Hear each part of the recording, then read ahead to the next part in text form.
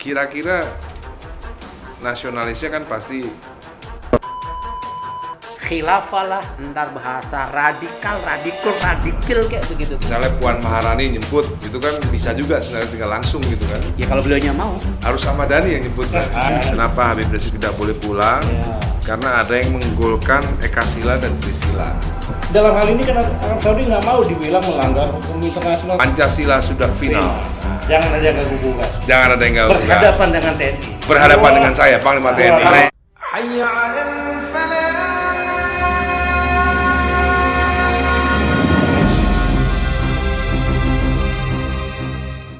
Assalamualaikum warahmatullahi wabarakatuh.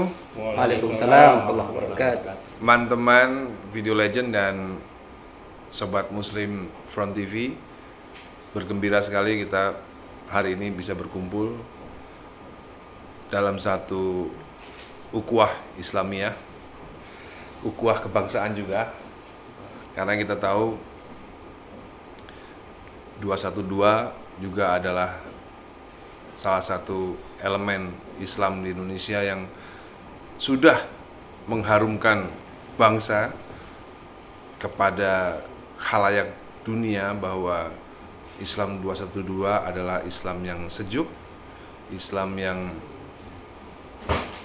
mendirikan demokrasi dengan damai tanpa ada embel-embel radikalisme, bahkan rumput pun tidak diinjak, rumput pun tidak merasa dizolimi. Ada sebelah saya Ketua Umum PA 212 Ustadz Ma'arif. Assalamualaikum warahmatullahi wabarakatuh. Dan Ustadz Ugus dari Sekjennya juga, dan dari HRS Center Dr. Abdul Khair Ramadan. Abdul Khair Ramadan. Kita ini bincang-bincangnya santai aja, Ustaz. Doktor dan Ustaz. Paduan. Kita memulai dari sebuah berita yang cukup mengejutkan, yang mungkin banyak teman-teman nggak tahu, banyak sobat Muslim nggak tahu bahwa Habib Rizik akan pulang ke Indonesia. Nah, saya perlu konfirmasi sebelum ke Dr.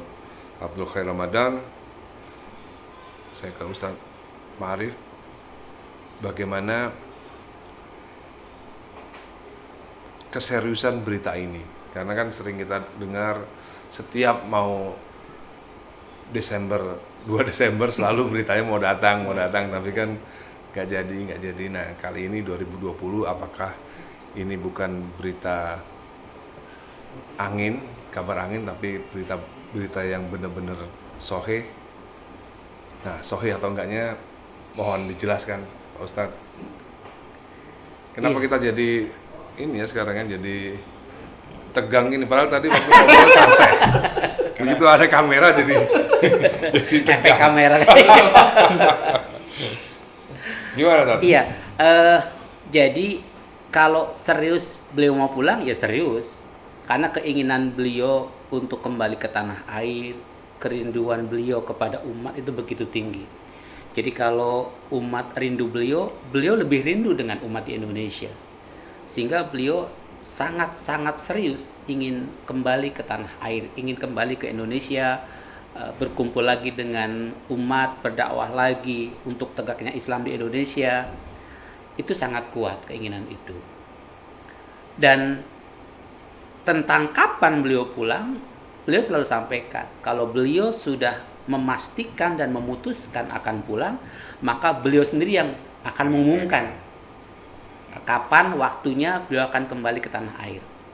Tapi upaya-upaya beliau untuk kembali ke tanah air juga beliau sedang serius upayakan, sedang berikhtiar, sedang berjuang agar bisa kembali ke tanah air. Dan beliau pernah sampaikan bahwa beliau tidak akan minta bantuan kepada pemerintah Republik Indonesia, gitu kan. Kalaupun pemerintah menawarkan, belum tentu juga beliau mau. Beliau akan berusaha sendiri, berikhtiar sendiri untuk berupaya agar pulang ke tanah air. Nah, beliaunya itu apakah sudah pernah ditawarkan oleh pemerintah Republik Indonesia yang baru ini, yang 2019 ini. Apakah sudah ada penawaran? Sebetulnya itu kan kewajiban pemerintah. Oh, Nggak usah diminta, nggak usah tawarkan, kewajiban pemerintah dong yang melindungi warga negaranya. Ini kan ada pelanggaran HAM yang luar biasa beratnya yang dilakukan oleh rezim sekarang ini terhadap beliau. Jadi sesungguhnya itu kewajiban pemerintah untuk melindungi warga negara tanpa perlu ditawarkan, tanpa perlu diminta, itu menjadi tanggung jawab, gitu kan? Karena memang faktanya beliau tidak pulang itu bukan karena berurusan dengan pemerintah Saudi Arabia, tetapi karena permintaan dari dalam negeri ini sendiri kan. pokoknya sebenarnya urusan Arab Saudi sebenarnya udah clear ya, bahwa kerajaan Saudi nggak ada masalah dengan kepulangan Habib Rizik ya. Oh, nggak ada masalah, dalam artian sampai sekarang buktinya beliau bisa hidup nyaman di sana, tinggal di sana, bebas beribadah di sana, tidak direcokin oleh pemerintah Saudi Arabia.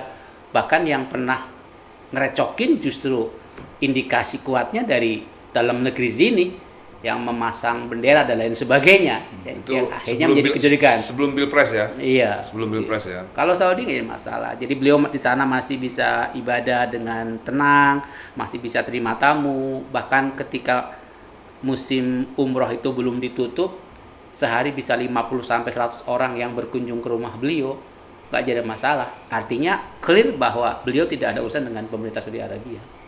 Artinya seandainya pemerintahan ini punya niat untuk menjemput, sebenarnya ya tinggal bahasa Inggrisnya kan let's do it aja, tinggal gitu aja ya.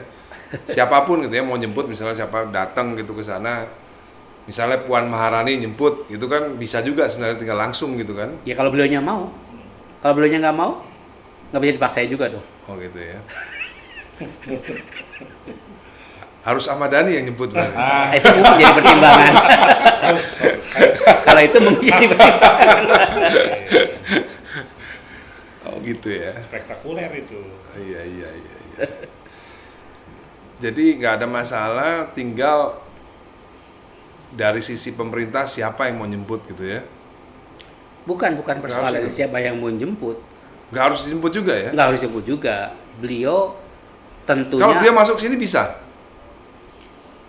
Kan faktanya memang sampai terakhir itu beliau nggak bisa keluar Saudi Arabia karena ada cekal.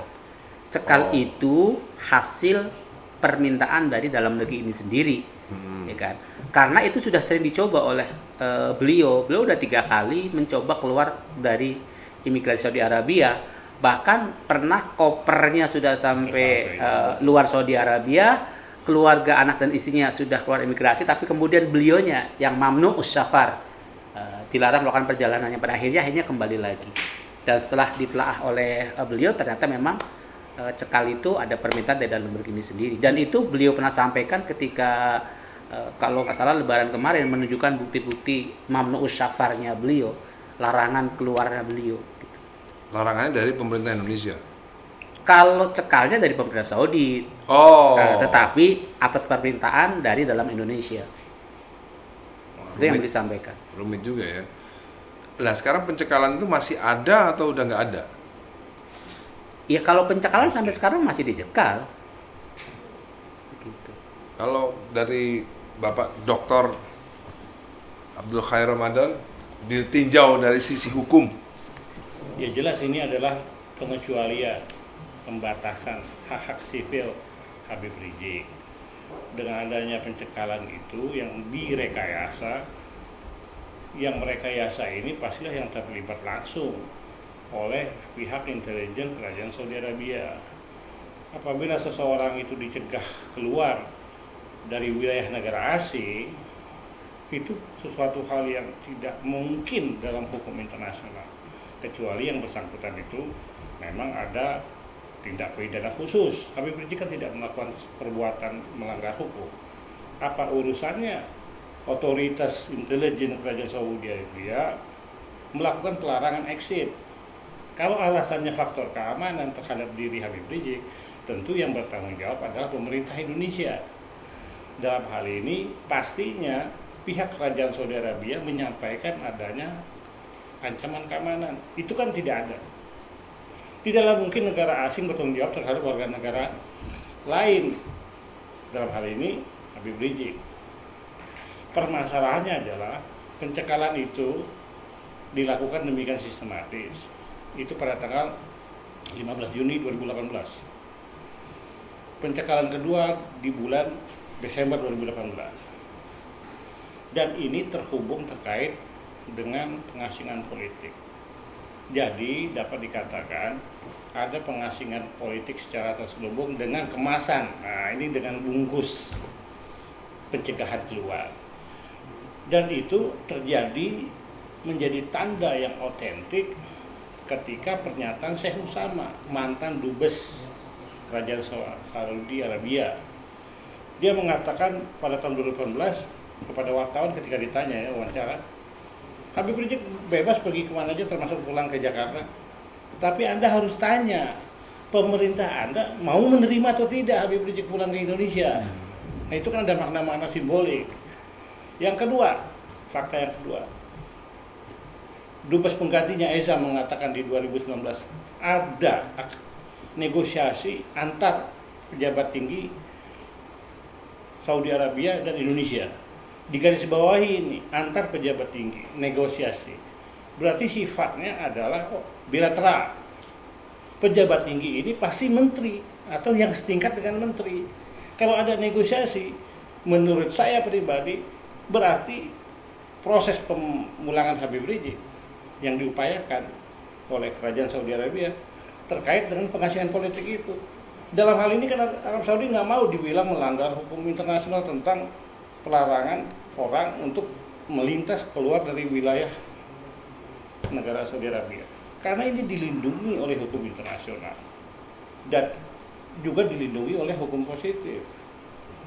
Kalau misalkan Habib Rizik melakukan sesuatu hal yang bertentangan dengan undang-undang Saudi Arabia atau overstay, pasti Habib Rizik masuk rumah deteni, di karantina, kemudian dideportasi, kan tidak. Nah di sini jelas overstay itu terjadi karena ada pencegahan keluar, ya otomatis dia overstay. Tapi masalahnya bukan di overstay-nya itu. Ada kepentingan oligarki yang terhubung dengan kekuasaan politik sehingga timbullah tindakan intelijen politik. Nah, intelijen politik ini diakui, dipelajari oleh dunia intelijen. Ada kepentingan. Catatan saya, di kedutaan Indonesia di Riyadh itu ada kepala pos badan intelijen negara. Jadi kepala pos badan intelijen negara ini salah satu tugasnya adalah mengawasi Habib Rizik. Nah berarti ada kepentingan intelijen terhubung dengan intelijen politik. Jadi permasalahannya ini bukan ada di Saudi. Yang Ustaz Slamet Ma'arif itu benar. Ada permintaan dari pihak Indonesia.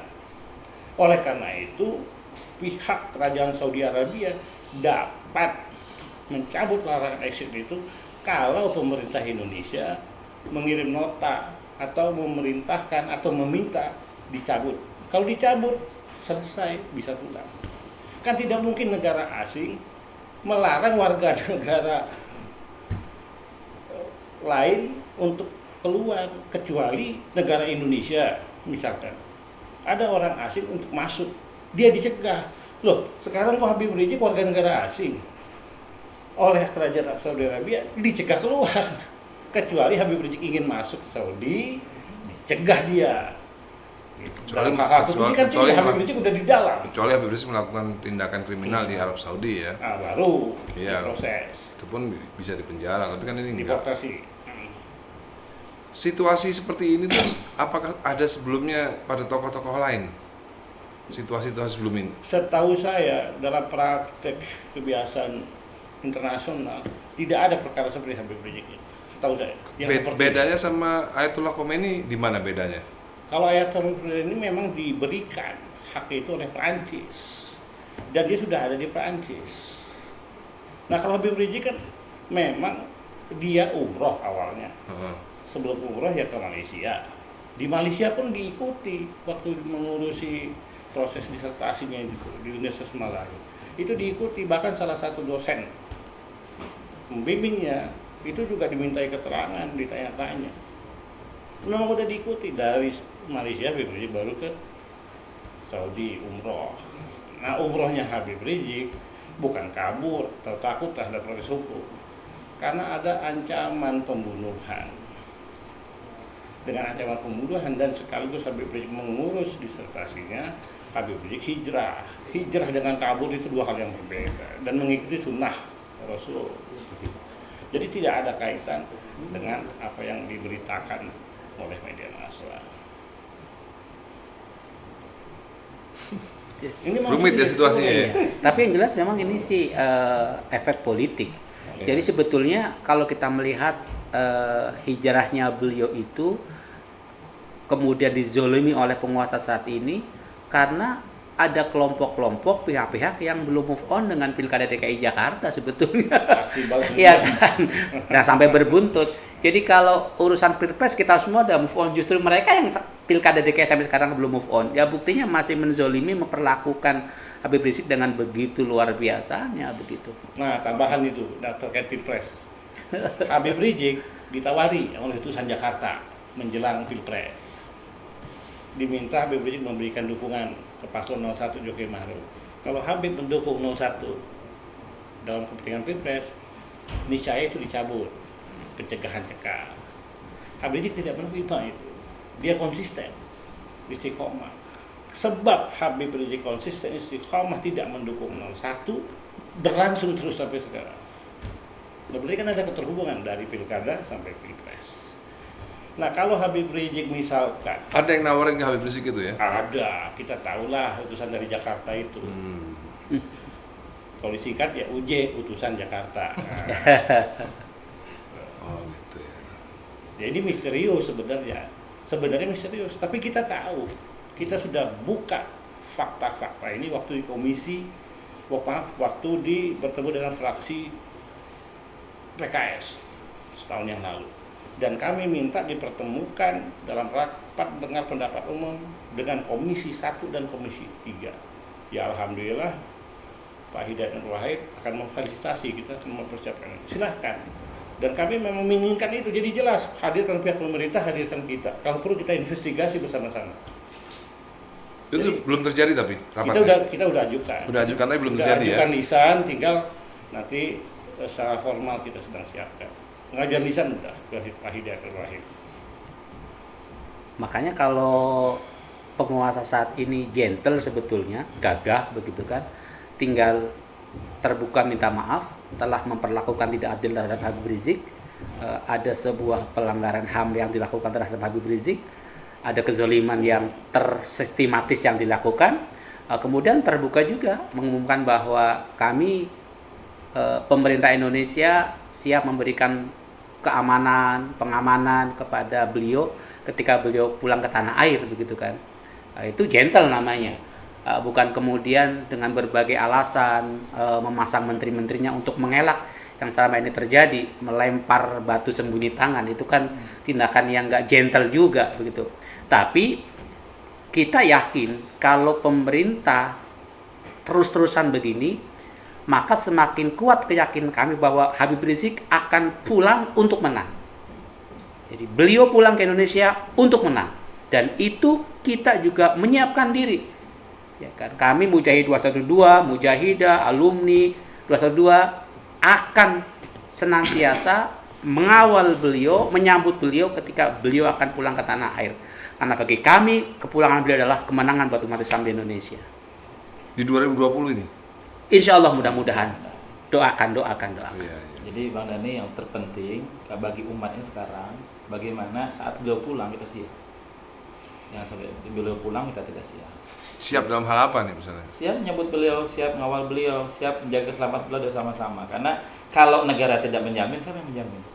Padahal beliau punya hak sebagai warga negara, udah didolimi sekian tahun gitu ya, tidak bisa pulang ke Indonesia dengan pencekalan yang dijelaskan Prof tadi, Abdul Hoyer. Jadi bagi kami sebagai umatnya, pecinta beliau, ya beliau Habib Rizik Syihab, imam kita semua, bagaimana kalau beliau pulang tadi, kata ketum, kita harus menang. Caranya apa ya? Kami siapkan. Kapan Habib kemudian pulang, kita siap menyambut. Jadi Kalau Habib Rizik pulang kita menang, berarti ada yang kalah dong. Ya kalau resiko pertempuran kan itu. Kalau menang.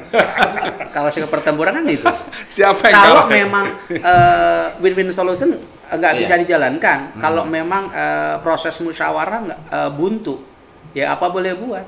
Karena bagi kami beliau itu aset bangsa, bahkan aset dunia yang tidak ada jaminan kalau 1000 tahun akan muncul sosok figur seperti beliau.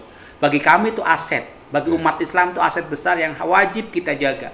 Karena sangat disayangkan Indonesia punya aset yang begitu luar biasa tapi kemudian disia-siakan.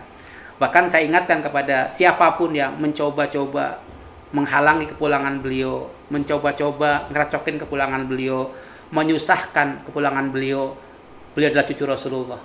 Hati-hati kalau antum nggak bertobat, Anda nggak bertobat, kalau antum menghalangi kemudian menyusahkan kepulangan beliau, Allah bisa menyusahkan hidup antum semua, kalian semua akan disusahkan sepanjang hidupnya, bahkan mungkin keturunannya oleh Allah Subhanahu wa taala.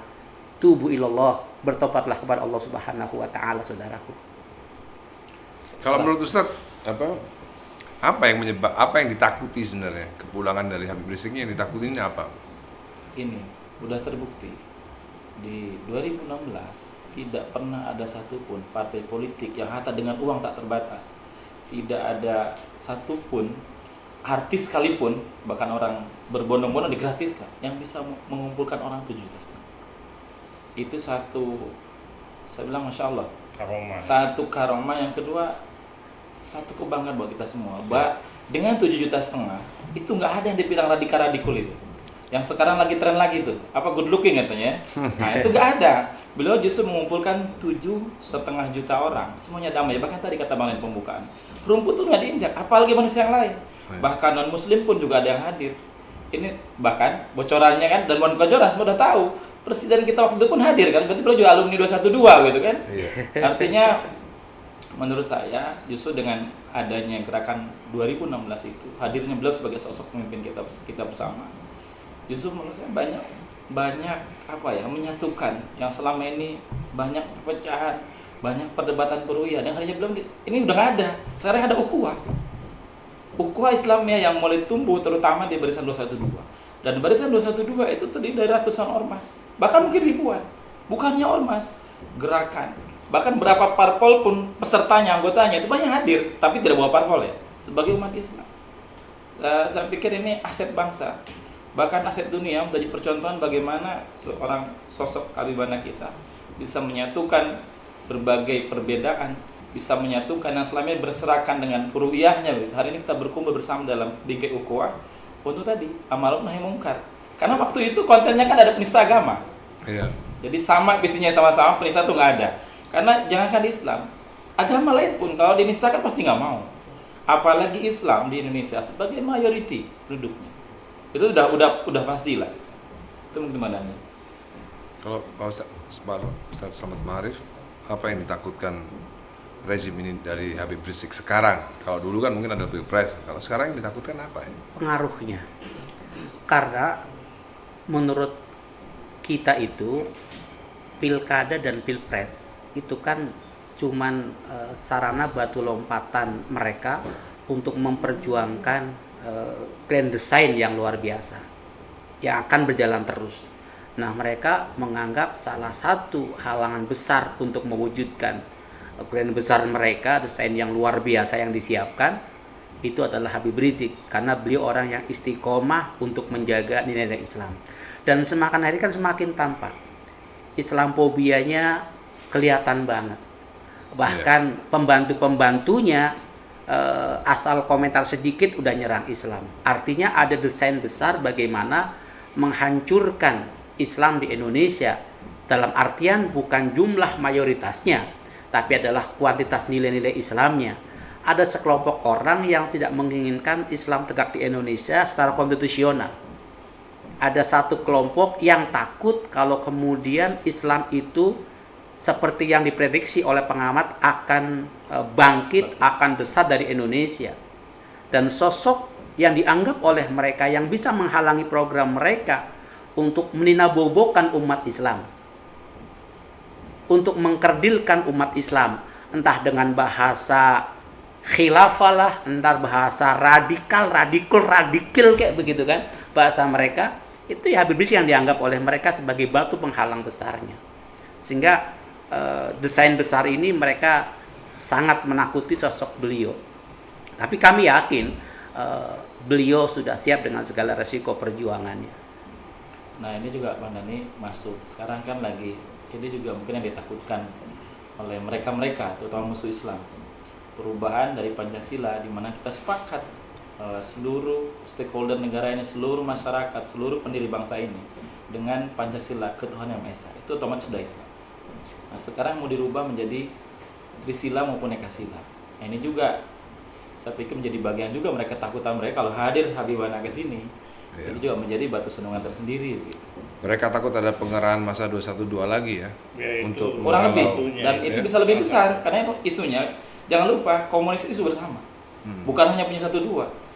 Setiap umat Islam yang setuju dengan komunis berarti dia setuju dengan pemurtadan, setuju dengan kekufuran, itu otomatis. Makanya umat Islam bukan hanya 212 menurut saya.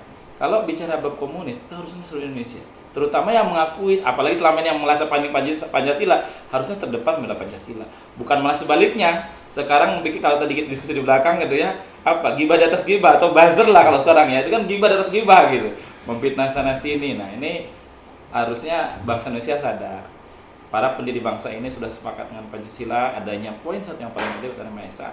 Sekarang mau dirubah itu dihilangkan atau diganti, menurut saya semua harus bangkit melawan. Alurnya memang ini Bang Dhani, alurnya itu kebaca banget. Ya. Dimulai dari anggaran dasar rumah tangganya yang menyantumkan Trisila Ekasila, kemudian Pancasila 1 Juni.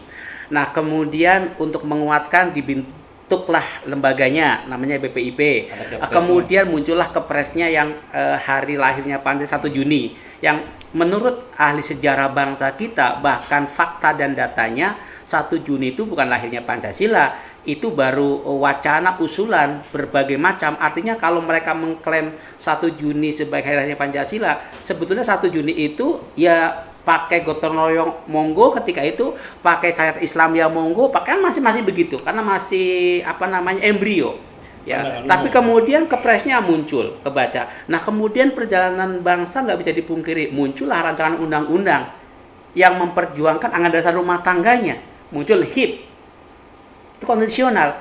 Jadi akhirnya ya umat nggak bisa dibohongin, ada skenario besar untuk memuluskan apa yang mereka cita-citakan, yang dulu belum tercapai. Cuman caranya sekarang mungkin tidak dengan fisik. Bahkan muncul undang-undang yang dilahirkan yang menjajah pribumi sendiri. Muncullah Minerba, muncullah undang-undang Covid, bahkan sekarang undang-undang Omnibus Law dan Cipta Kerja sangat meresahkan. Bahkan boleh katakan tidak manusiawi buat orang Indonesia. Nah, itu kan desain yang harus dihentikan, dan sosok Habib Rizik dianggap oleh mereka yang akan frontal, akan berjuang keras untuk menghentikan ini semua. Itulah sebabnya Habib Rizik makanya sampai sekarang nggak bisa pulang. Pengasingan politik. Jadi negara ini sebenarnya telah melakukan kejahatan. Apa kejahatannya itu? Yaitu pembiaran dengan sengaja, komunisionis. Kenapa melakukan pembiaran sengaja? Karena jelas tidak melindungi, menjamin kepentingan terhadap warga negaranya di luar negeri.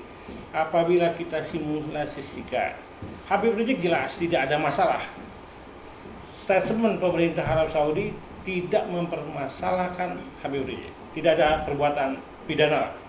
Kalau tidak ada perbuatan pidana, berarti Arab Saudi telah melanggar hukum internasional.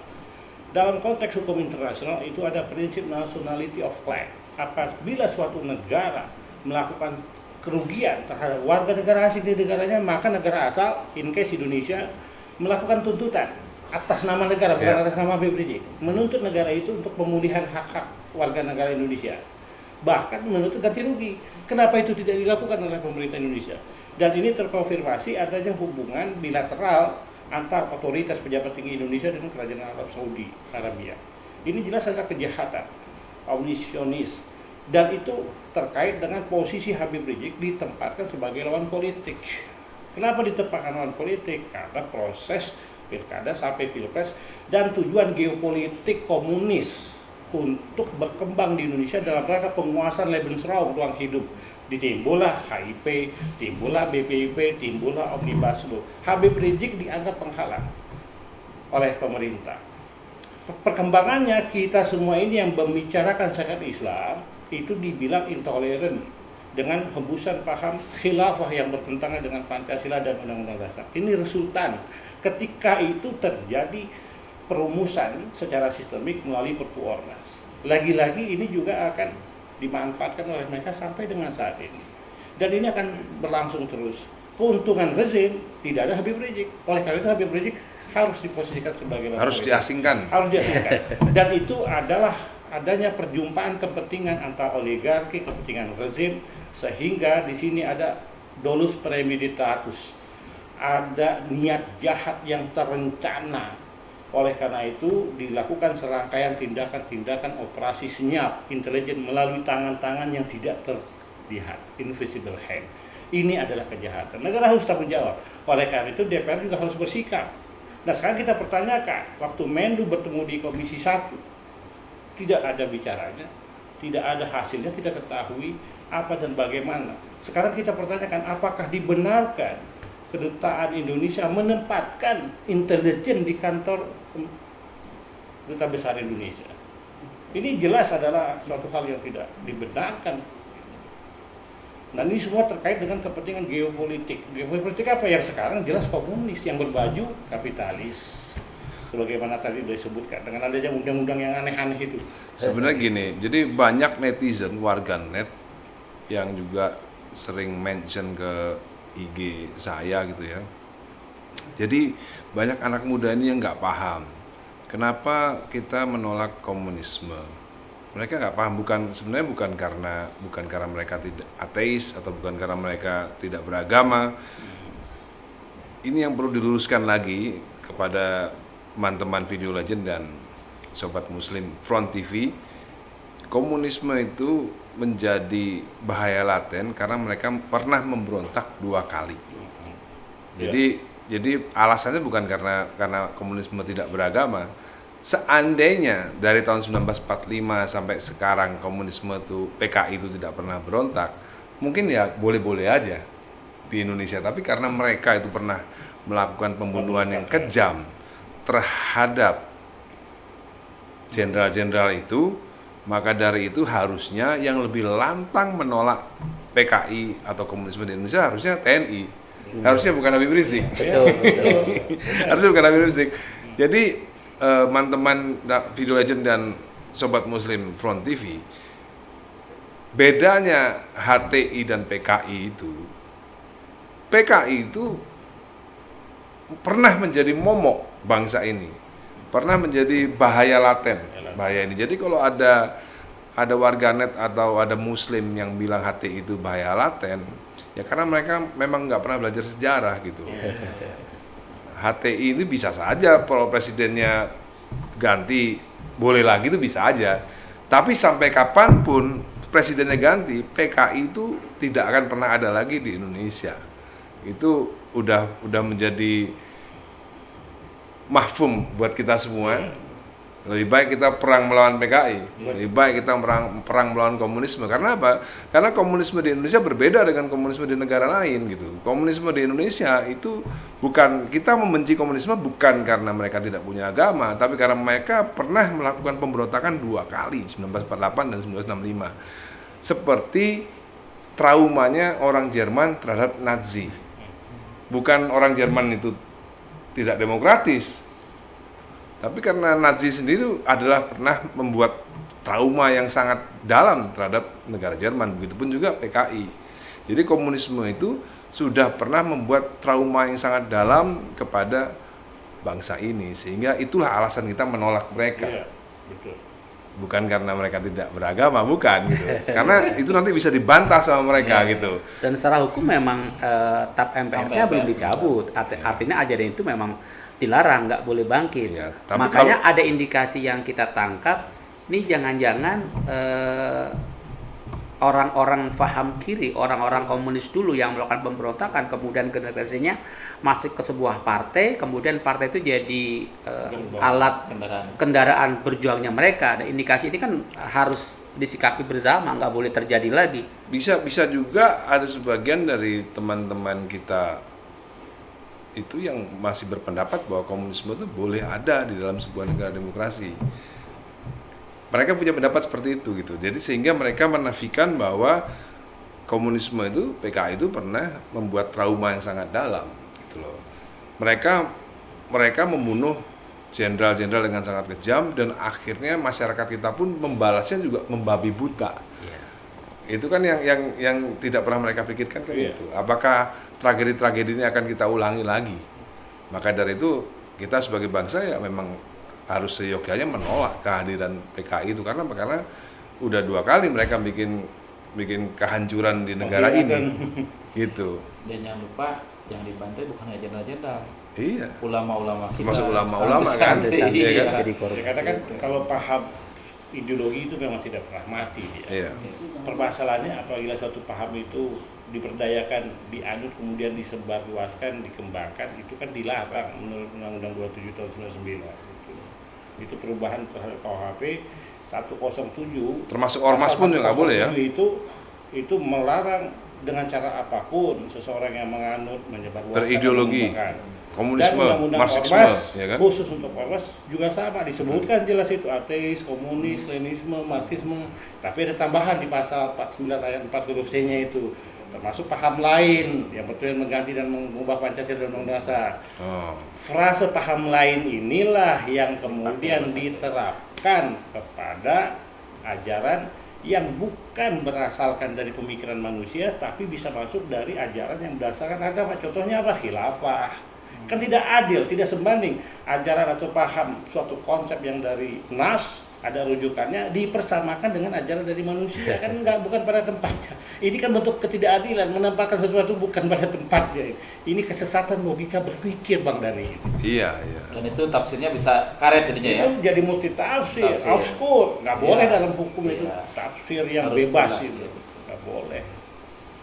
Ini bahaya semua ini, dan memang udah dirancang secara sistematis dan terintegrasi. Jadi kita patut mencurigai adanya Nasakom baru nantinya kalau seandainya Neo-Nasakom ya. Karena indikasinya memang semakin hari semakin kuat kan sejak reformasi bergulir kan. Iya. Jadi teman-teman Vigilante dan Sobat Muslim Front TV, jadi kita ini sepakat bahwa Nasakom baru, New Nasakom di Indonesia ini bisa terjadi ya. Iya, Bisa. Dan memungkinkan. Diduga kuat ya. Diduga kuat. Nah, seandainya nih ada Nasakom baru di Indonesia, seandainya terjadi ya kita nggak berharap. Kira-kira nasionalisnya kan pasti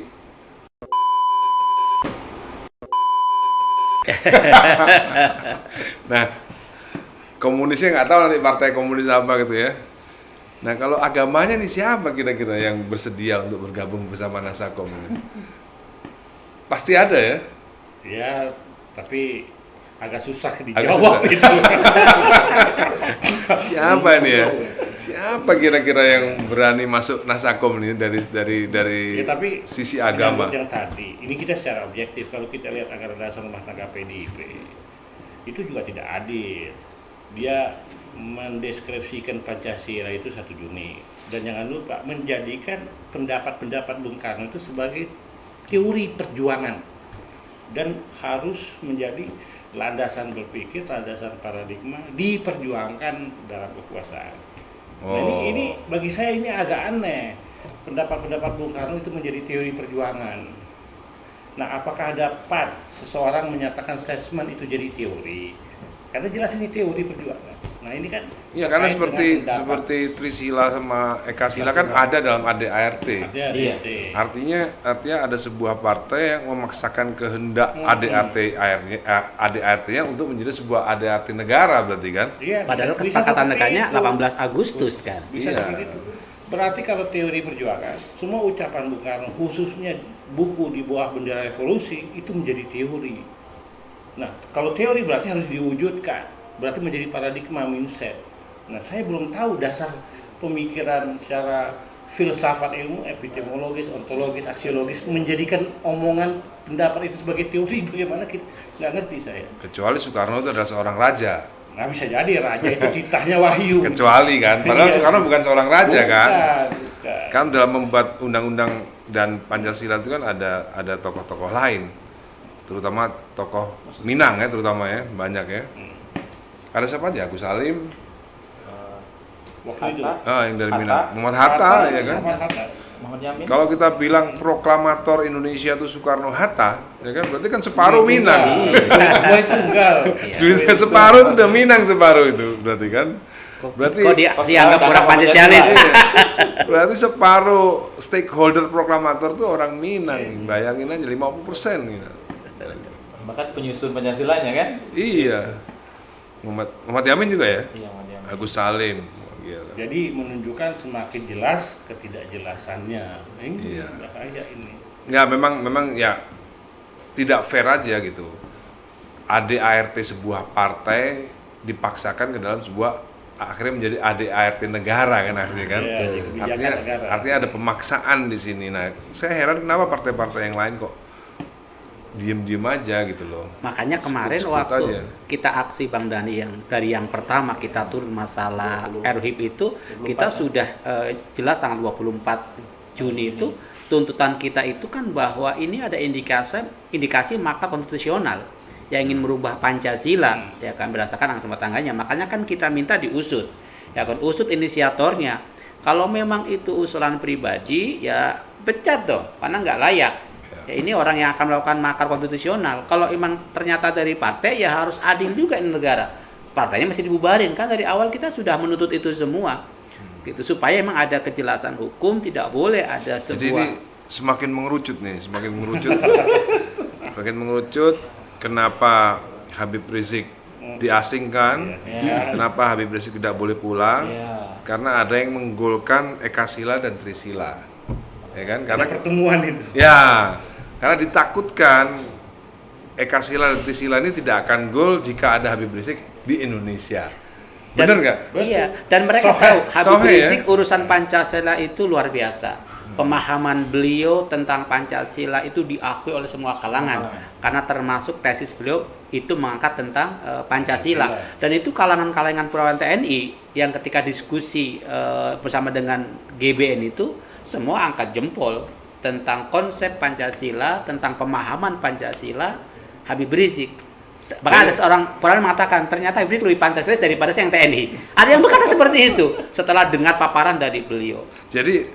Jadi begini, Habib Rizik itu merasa, Habib Rizik dan kita semua nih ya, merasa bahwa Pancasila itu sudah final. Sudah final bagi Ternyata ada yang belum merasa. Ada yang belum Nah, Nah, merasa. ternyata ada yang masih menganggap Pancasila ini belum final karena bisa jadi Trisila dan Ekasila. Maka dari Diremes-remes, diperas-peras. ya, maka dari itu Habib Rizik kalau bisa jangan pulang deh.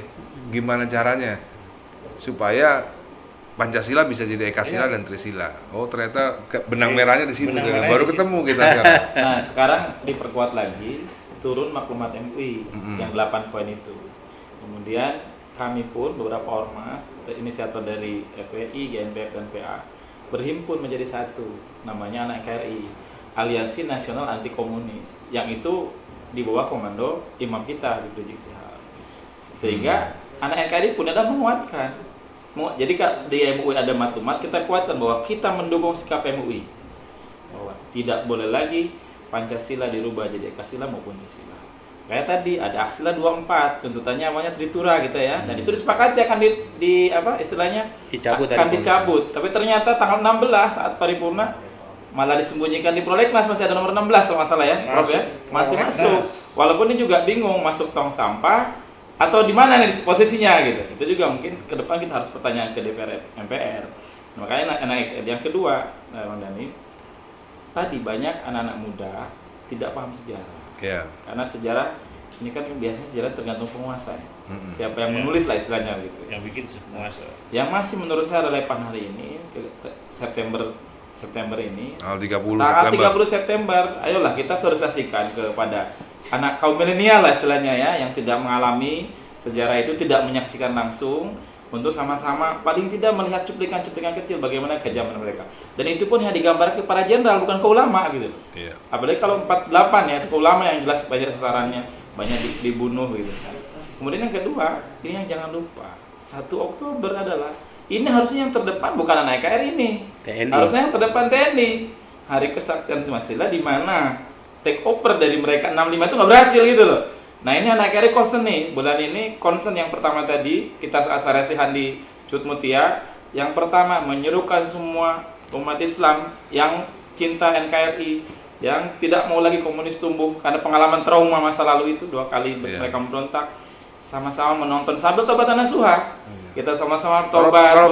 Kalau perlu FPI mendatangi Panglima TNI sama-sama tanggal 1 Oktober menyatakan Pancasila sudah final. Nah, berani nggak Panglima TNI kira-kira ngomong itu? Kalau Berani itu, ya, harusnya berani. Harusnya. Panglima TNI menyatakan Pancasila sudah final. Wah, itu keren kalau Panglima Iya, TNI iya, ngomong seperti itu. Iya kan? Boleh tuh kita usulkan melalui FPI itu. ide bagus itu. Mantap. Nanti bisa melalui NKRI lah, karena NKRI itu ada kurang lebih 170 ormas bergabung, baik nasionalis maupun agamis. Karena kita sama-sama sepakat ternyata memang bahaya latihan komunis itu bahaya, terutama buat anak cucu kita. Karena trauma masa Pembelokan lalu. sejarah Iya. yang lebih bahaya pembelokan sejarah. Dan Jadi ini faktanya udah dianggap kita tidak demokratis karena komunisme tidak boleh hidup di Indonesia. Nah itu yang orang yang nggak pernah belajar sejarah. betul. Sama seperti belajar tadi sejarah sejarah Jerman. Jerman. Ya, Nancy nggak mungkin ada lagi di Jerman gitu, karena sudah menorehkan trauma yang luar biasa. Dan ini 2 kali loh. 2 Iya, kali. termasuk PKI. Cocok Bang Dani jadi duta Pancasila versi Islam diwakili oleh PA21. Jangan dong. Jangan dong. Tapi yang terpenting Mandani memang kita harus menghentikan pembelokan sejarah bangsa. Iya. Nah, Pancasila 1 Juni lewat Kepres itu udah pembelokan sejarah. Kita tidak ingin Belok-belok ada tipis itu ya. Iya, tidak boleh ada pembelokan-pembelokan baru. Makanya G30 SPKI harus diingat oleh anak bangsa, kesaktian Pancasila juga harus diingat oleh anak bangsa. Dan memang kita sangat berharap harusnya TNI menjadi garda terdepan untuk mengusung ini semua. Berarti saya bisa jawab ini. Iya. Jadi kalau misalnya nanti FPI mendukung Gerindra menjadi pemenang partai, nanti kita belakang lagi sejarahnya menjadi 18 Agustus lagi. Jadi ini jadi kampanye ini. Ya itu semua tergantung penguasa. Kalau nggak sebagai Gerindra kan di sini kan. begini, karena kalau penguasanya PDIP, Pancasila tetap akan lahir 18 Juni. Gitu. Yang terpenting bagi kami itu Bang Dani, Siapa kezaliman tahu harus dihentikan, itu pasti. ketidakadilan segera harus diberhentikan. Jadi sebenarnya gini, Pancasila itu yang resmi ya disahkan tanggal 22. Kemudian karena ada revisi sesuatu hal disahkan tanggal 18. Dengan ada Dekret 5 Juli 1999 diakui yang menjadi rujukan itu adalah 22 Juni. Piagam Jakarta 2 Juni. Apa masalahnya setelah ketuhanan itu dengan kewajiban menjalankan syariat Islam? Ada bahasa dengan kewajiban berarti itu tanggung jawab negara untuk mengatur, merumuskan regulasi yang sesuai dengan syariat Islam. Jadi antara agama Islam dengan Pancasila tidak dapat dipisahkan. Ini 2 kalimat yang sama. Pancasila itu lahir, diilhami, didasari oleh Islam, syariat Islam. Kalau ditinjau dari Al-Maghasid Syariah, dari Riyadhul Khamsah, itu sesuai dengan 5 sila Pancasila. Menjaga agama, itu terkait dengan ketuhanan yang Maha Esa. Menjaga jiwa terkait dengan kemanusiaan yang adil yang beradab. Menjaga keturunan terkait dengan persatuan Indonesia. Menjaga akal hikmah terkait dengan kerakyatan yang dipimpin oleh hikmah kebijaksanaan dalam Ya, berperilaku. hikmahnya- Menjaga harta sila kelima. Ya hikmahnya Keadilan bahasa sosial. Arab kan hikmah kan. Iya, Ya, hikmahnya bahasa. akal, pemahaman. Adil bahasa Arab. Kalau orang itu tidak memiliki Musyawarah hikmah, bahasa nggak Arab. bisa itu. Kok ada yang anti dengan Arab gitu ya? Jadi ada anti Arab. Ya. Sebenarnya anti syariah. Aslinya ya. Asli anti Cuman syariah. bahasanya kardun gitu ya. Anti syariah, Tapi anti memang Islam. banyak kan yang ngomong itu memang nggak belajar sejarah. Iya, Jadi iya, kita mesti tahu sebelum ada negara Republik Indonesia yang berkuasa di Indonesia ini kan kerajaan Kerajaan. Sultan. kesultanan Sultanan, kan. ya. Namanya juga Sultan Hamengkubuwono. Sultan dari mana tuh Ya, asalnya? Islam. Besar. Bukan dari Tiongkok. Kan? Oh. Embo. Sebelum ada keraton Jogja, Mataram Islam yang Mataram, berkuasa. Mataram Islam. Jadi sebenarnya antara NKRI dan Mataram Islam itu punya benang merah. Itu yang Nempel dia. iya. Maka dari itu saya selalu sering bilang bahwa Pancasila itu kan sebenarnya kan hadiah daripada umat Islam untuk bangsa ini sebenarnya gitu loh. Betul. Jangan dikhianati sehingga Islam sebagai stakeholder, bukan Islam sebagai agama ya, tapi Islam sebagai stakeholder negara ini, itu yang mereka akan ambil habis, didelusi sahamnya. Betul. Sahamnya didelusi Diambil gitu. alih. Mungkin tinggal 40% saham kita. Walau alam.